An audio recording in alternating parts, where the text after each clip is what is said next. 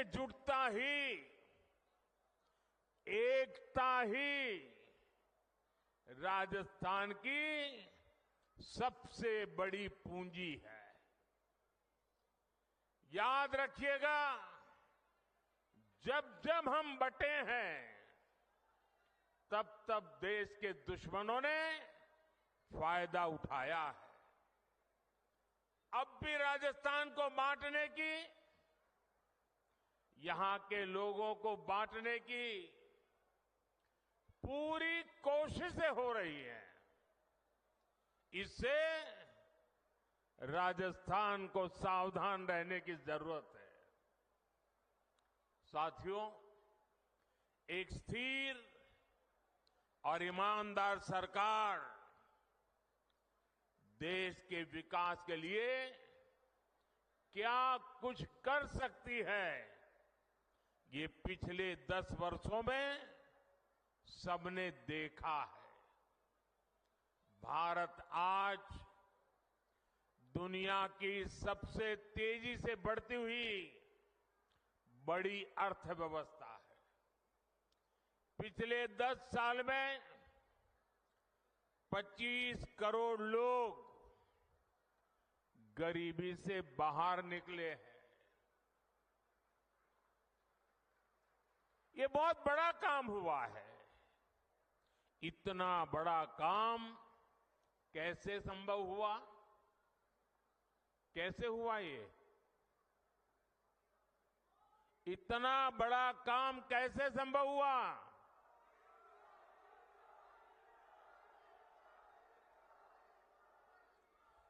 देश को सबसे मजबूत स्थिति में किसने पहुंचाया? किसने पहुंचाया? माताएं बहनें बताएं, किसने पहुंचाया? ये आपकी उदारता है, आपका प्रेम है, आपके आशीर्वाद है कि आप सारी क्रेडिट मोदी को दे रहे हैं। लेकिन सच्चाई ये है कि ये जो कुछ भी हुआ है ना, वो आपके एक वोट की ताकत के कारण हुआ है, आपके कारण हुआ है। जो 25 करोड़ लोग गरीबी से बाहर निकले हैं ना, वो जो पुण्य है, उस पुण्य के हकदार आप हैं। जिस गरीब को पक्का घर मिला है, उसका जो पुण्य है, उस पुण्य के हकदार आप हैं। जिस गरीब को मुफ्त राशन मिला है, जिस गरीब का चूल्हा जलता रहा है, उसके कारण जो पुण्य मिला है, वो पुण्य के हकदार आप हैं, आपका वोट है। साथियों, 2014 में आपने मोदी को दिल्ली में सेवा का अवसर दिया, तो देश ने वो फैसले लिए जिसकी किसी ने कल्पना भी नहीं की थी। लेकिन आप सोचिए, अगर कांग्रेस 2014 के बाद भी और आज भी अगर दिल्ली में कांग्रेस की सरकार होती, तो क्या क्या हुआ होता? कांग्रेस होती तो जम्मू कश्मीर में आज भी हमारी सेनाओं पर पत्थर चल रहे होते। चलते कि नहीं चलते? कांग्रेस होती तो सीमा पार से आकर दुश्मन आज भी हमारे जवानों के सिर काटकर ले जाते। कांग्रेस सरकार कुछ न करती। कांग्रेस होती तो ना हमारे फौजियों को 1 रैंक 1 पेंशन लागू होती, और ना ही हमारे पूर्व सैनिकों को 1 लाख करोड़ रुपया मिलते। कांग्रेस होती तो देश में आए दिन देश के कोने कोने में सीरियल ब्लास्ट, बम धमाके होते ही रहते, निर्दोष लोग मरते ही रहते। कांग्रेस ने तो राजस्थान में जो सीरियल ब्लास्ट हुए थे, बम धमाके हुए थे, उन दोषियों को बचाने का घोर पाप भी किया है। कांग्रेस होती तो कोरोना के समय ना किसी को मुफ्त राशन मिलता और ना ही किसी को मुफ्त वैक्सीन मिलती। कांग्रेस होती तो देश में महंगाई से हाहाकार मचा होता। कांग्रेस पार्टी देश की मुसीबत में अपने लिए भ्रष्टाचार के नए मौके तलाशती। और राजस्थान के मेरे भाइयों और बहनों, आप लोग तो कुछ महीने पहले ही कांग्रेस के पंजे से मुक्त हुए हैं।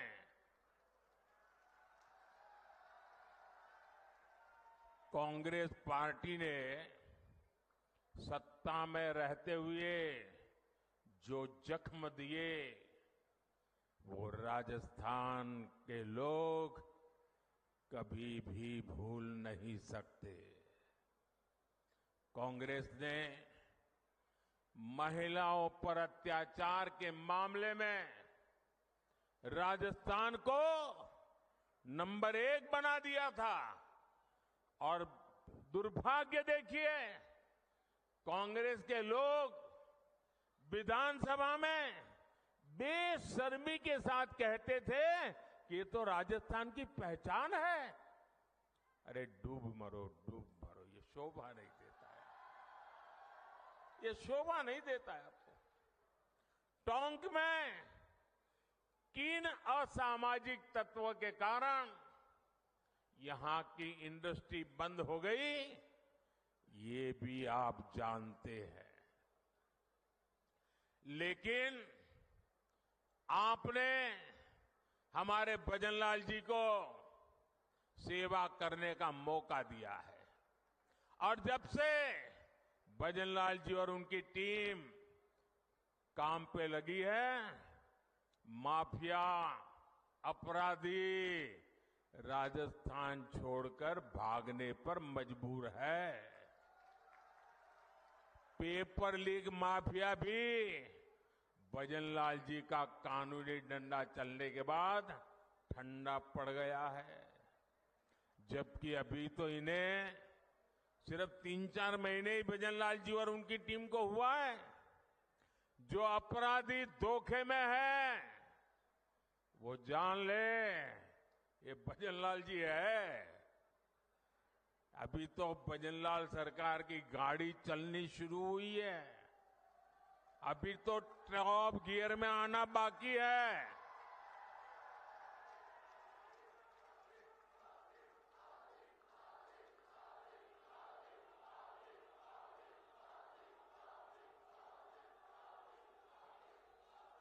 साथियों, आज हनुमान जयंती पर आपसे बात करते हुए मुझे कुछ दिन पहले की एक तस्वीर भी याद आ रही है। हो सकता है आप में से बहुतों तक ये खबर नहीं पहुंची होगी। मीडिया का काम था ये बात पहुंचाए, लेकिन नहीं पहुंचाई होगी।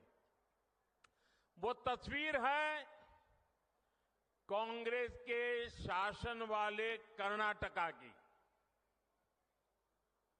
कुछ दिन पहले वहां एक छोटा दुकानदार, उसको सिर्फ इसलिए बुरी तरह से पीटा गया, लहूलुहान कर दिया गया, क्योंकि वो अपनी दुकान में बैठे बैठे हनुमान चालीसा सुन रहा था। ये कांग्रेस की कर्नाटका की सरकार का काम देखिए। अपनी छोटी सी दुकान में एक गरीब आदमी भक्ति भाव से प्रभु हनुमान जी का स्मरण करते हुए हनुमान चालीसा सुन रहा था, उसको लहू लहान कर दिया गया। आप कल्पना कर सकते हैं, कांग्रेस के राज में हनुमान चालीसा सुनना भी गुनाह हो जाता है। कांग्रेस के राज में अपनी आस्था का पालन करना भी मुश्किल हो जाता है और राजस्थान तो खुद इसका भुक्तभोगी रहा है। अब सीधी सीधी बात है, जब उनके पार्टी, उनके सारे नेता प्रभु राम का मंदिर बने, प्रभु राम का प्राण प्रतिष्ठा का अवसर हो, मंदिर के लोग जाके रूबरू में आने के लिए निमंत्रण दे, सम्मानपूर्वक निमंत्रण दे और पब्लिकली उस निमंत्रण को ठुकरा दिया जाए, तो उनके चेले चपाटे भी हनुमान चालीसा करने वालों को पीटेंगे कि नहीं पीटेंगे भाइयों?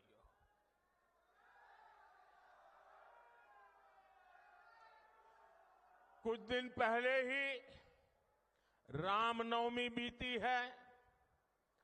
कांग्रेस के जाने के बाद पहली बार शांति से शोभा यात्रा निकली है पूरे राजस्थान में, वरना पहले और चुनाव की आपाधापी गर्मी होने के बावजूद भी कांग्रेस ने तो, और हमारे यहां तो सूरज की पहली किरण का स्वागत भी राम राम सा से होता है। राम राम सा, कोई किसी को मिले तो पहले मुंह से निकलता है राम राम सा। कांग्रेस ने तो राम राम सा कहने वाले राजस्थान में राम नवमी पर प्रतिबंध लगा दिया था।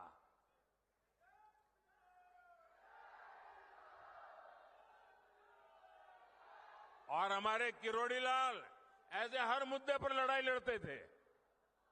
कांग्रेस ने शोभा यात्रा पर पत्थरबाजी करने वालों को सरकारी संरक्षण दिया था। इसी कांग्रेस पार्टी ने तुष्टीकरण के लिए मालपुरा, करौली, छबड़ा, टोंक, जोधपुर को दंगों की आग में झोंक दिया था। झोंक दिया था कि नहीं झोंक दिया था? झोंक दिया था कि नहीं झोंक दिया था? क्या ऐसे लोगों को माफ करोगे? अब भाजपा सरकार आने के बाद किसी की हिम्मत नहीं है कि आपकी आस्था पर सवाल उठा दे।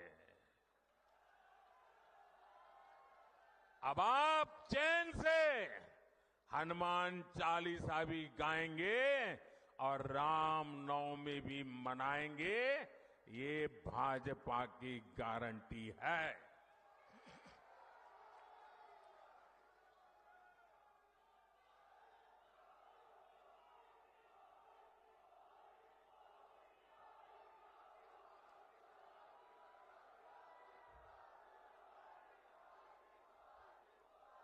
साथियों, अभी परसों जब मैं राजस्थान आया था तो मेरा एक 1.5 मिनट का भाषण, 90 सेकंड का भाषण, और मैंने कुछ सत्य देश के सामने रखा और पूरी कांग्रेस और इंडी गठबंधन में ऐसी भगदड़ मची है, ऐसी भगदड़ मची है। मैंने सत्य रखा देश के सामने। कांग्रेस आपकी संपत्ति छीनकर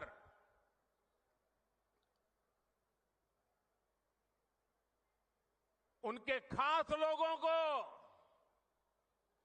बांटने की गहरी साजिश रचकर बैठी है।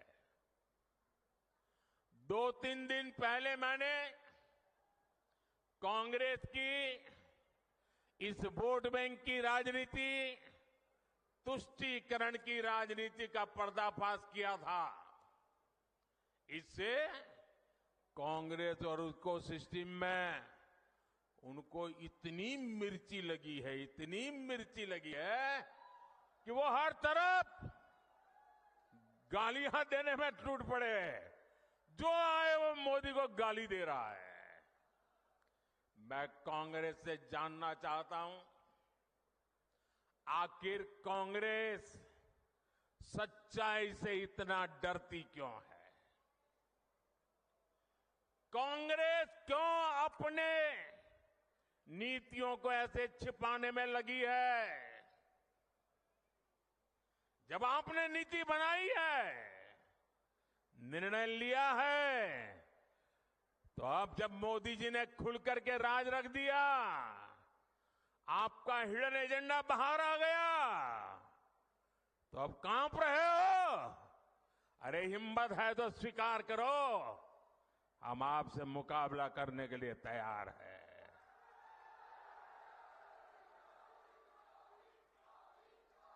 मैं ये बात देश को साफ साफ बताना चाहता हूं कि कांग्रेस वोट बैंक पॉलिटिक्स के दलदल में इतना धंसी हुई है कि उसे बाबा साहब के संविधान की भी परवाह नहीं है।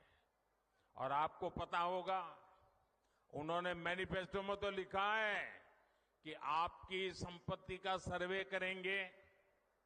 हमारी माताओं बहनों के पास जो स्त्री धन होता है, जो मंगलसूत्र होता है, उसका सर्वे करेंगे। और फिर उनके एक नेता ने तो भाषण में कहा, एक्सरे किया जाएगा, एक्सरे किया जाएगा। मतलब आपके घर में अगर बाजरे के अंदर डिब्बे में भी कुछ रखा है तो वो भी एक्सरे करके खोजा जाएगा। दीवार में कहीं रखा है तो उसको भी एक्सरे करके खोजा जाएगा। पूरा एक्सरे करने वाले की घोषणा की है और उनके नेता ने पब्लिकली कहा है। और फिर आपकी सारी संपत्ति, जरूरत से ज्यादा जो भी होगा वो उनका कब्जा करेगी उनकी सरकार, कहते हैं, और फिर लोगों को बांट देंगे। अगर आपके पास 2 घर है, यहां गांव में घर है, और बच्चों के लिए आपने जयपुर जोधपुर में अगर एक छोटा फ्लैट ले लिया है, तो एक्सरे करेंगे कि भाई 2 घर है, एक वापस दो, सरकार को दे दो। बताइए, आपको मंजूर है क्या? ये मंजूर है क्या? क्या स्त्री धन पर हाथ लगा सकते हैं क्या? क्या मंगलसूत्र पर हाथ लगा सकते हैं क्या? ये पंजे की ये ताकत, भाइयों बहनों, राजस्थान में से एक भी पंजा बचना नहीं चाहिए भाइयों। अब देखिए, कांग्रेस पार्टी ने संविधान के साथ, बाबा साहब आंबेडकर के दिए हुए संविधान के साथ किस प्रकार से खिलवाड़ करने की कोशिश की। इस देश के में जब संविधान बना तब धर्म के आधार पर आरक्षण का घोर विरोध हुआ था, ताकि हमारे एससी, एसटी, ओबीसी समुदाय को सुरक्षा मिलती रहे। लेकिन उन्होंने, मनमोहन सिंह जी ने भाषण किया था और उस सभा में मैं मौजूद था मुख्यमंत्री के नाते, मुस्लिमों का देश के संसाधनों पर पहला हक है, ये मनमोहन जी का बयान है। और ये संयोग नहीं था और ये अकेला बयान नहीं था। कांग्रेस पार्टी की सोच हमेशा से तुष्टीकरण की रही है, वोट बैंक की राजनीति की रही है। 2004 में जैसे ही कांग्रेस की केंद्र में सरकार बनी, उसके सबसे पहले किए गए कामों में था, सबसे पहला काम था चुनाव जीतने के बाद प्रदेश में एससी एसटी के रिजर्वेशन में से कमी करके मुसलमानों को रिजर्वेशन देने का प्रयास, ये एक पायलट प्रोजेक्ट था जिसे कांग्रेस पूरे देश में आजमाना चाहती थी। 2004 से 2010 के बीच कांग्रेस ने 4 बार आंध्र प्रदेश में मुस्लिम रिजर्वेशन लागू करने की कोशिश की, लेकिन कानूनी अड़चनों की वजह से, सुप्रीम कोर्ट की जागरूकता के कारण वो अपने मंसूबा जो लेके चले थे वो पूरे नहीं कर पाए। 2011 में कांग्रेस ने इसे देश में लागू करने की कोशिश की। एससी एसटी को और ओबीसी को मिला हुआ अधिकार छीन करके वोट बैंक की राजनीति के लिए औरों को देने का खेल किया। कांग्रेस ने इतने प्रयास ये जानते बूझते किए कि ये सब संविधान की मूल भावना के खिलाफ था, लेकिन कांग्रेस ने संविधान की परवाह नहीं की, बाबा साहब आंबेडकर की परवाह नहीं की। जब कर्नाटका की बीजेपी सरकार ने, जब हमें मौका मिला तो हमने पहला काम किया, उन्होंने जो एससी एसटी से छीन करके मुस्लिम कोटा निकाला था उसको हमने खत्म कर दिया और जिनका हक था उनका हित सुरक्षित रखा। तो कांग्रेस पूरे देश में आग बबूला हो गई। ये मोदी समझता क्या है? अरे मोदी संविधान को समझता है, मोदी संविधान को समर्पित है, मोदी बाबा साहब आंबेडकर की पूजा करने वाला व्यक्ति है। साथियों, सच्चाई ये है कि कांग्रेस और इंडिया अलायंस जब सत्ता में था तो ये लोग दलितों पिछड़ों के आरक्षण में सेंधमारी करके वोट बैंक पॉलिटिक्स के लिए उनकी खास जमात को अलग से आरक्षण देना चाहते थे, जबकि संविधान इसके बिल्कुल खिलाफ है। आरक्षण का जो हक बाबा साहब ने दलित, पिछड़ों और आदिवासियों को दिया, कांग्रेस और इंडिया अलायंस वाले उसे मजहब के आधार पर मुसलमानों को देना चाहते थे।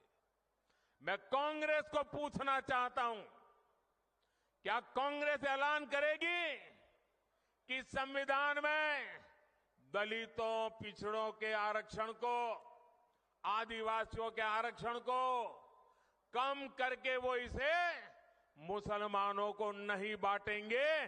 जरा वह देश की जनता को वादा करो।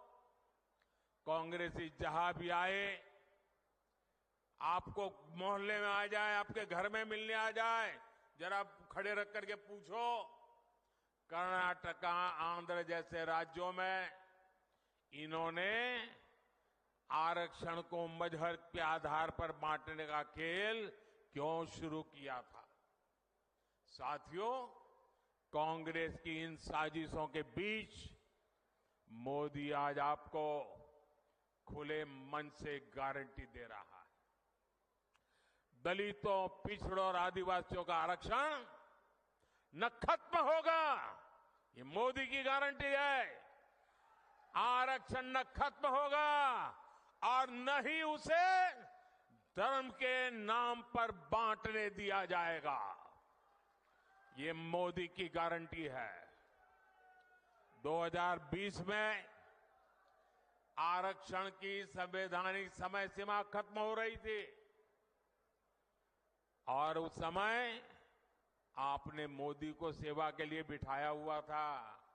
ये मोदी है जिसने दलितों, आदिवासियों का आरक्षण और 10 साल के लिए बढ़ा दिया था।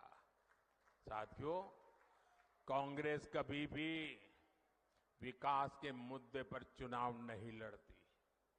कांग्रेस पार्टी ने इतने दशकों तक आपको पीने के साफ पानी जैसी जरूरत तक से वंचित रखा।